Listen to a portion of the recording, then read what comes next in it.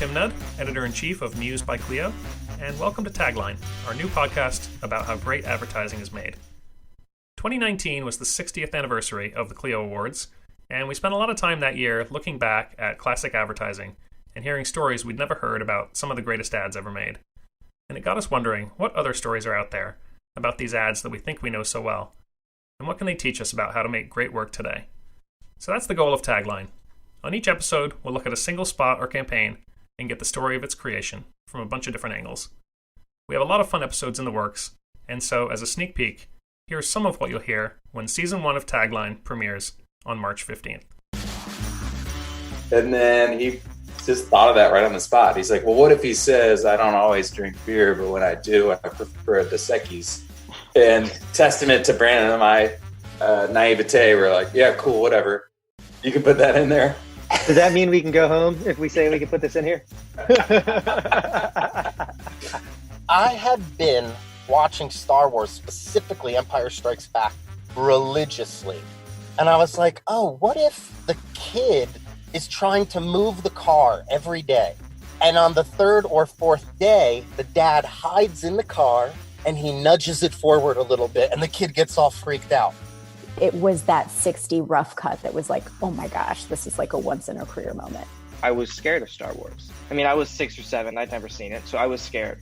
And so my mom showed me a YouTube video and I like had her turn it off. I was like, no, I'm way too scared for this. It was one page. It had the title, Dumb Ways to Die. It had the first draft of the lyrics. The pre-meeting call that I get from our account director and just saying, we're going to do a song. And I was just like, I'm hanging up. Like, now we've gone silly. What are we doing? Like a jingle? There isn't anybody that doesn't admire Phelps's record. But as you said, there's no one had any connection with him whatsoever, really. You never really felt that it was hard for him. You know, Michael Phelps' story was like a key player in the entire brief. What he was thinking, what he was deciding to do, how he was training, and then how he was going to perform. Trying to shoot that single take, Robert Carlyle would get so far down, he'd trip over a rock, or he'd fluff a line, or a midge would fly into his eye. Every time that happened, we didn't have a film. And I said, I don't know, Mom, should just call it Got Milk, like with a question.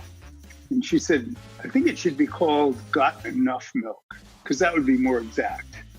And I said, I don't think you need the enough part.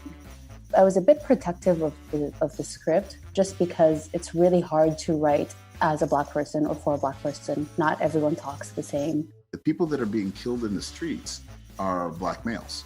And so, once that light went off, we did a little bit of a kind of like a self-reflection, and we decided maybe we could tailor a message specifically to that audience. And it was just on one piece of paper, it was written in marker, and it just had a hashtag like a girl. And I just walked right to it. This moment is revealing what has been hiding in plain sight about what's not working in the culture. And I had, within like a minute, drafted this script. I actually thought it was good. I thought it was right. And I was like, Judy, I have to talk to you. Don't call the client yet. Don't call the client.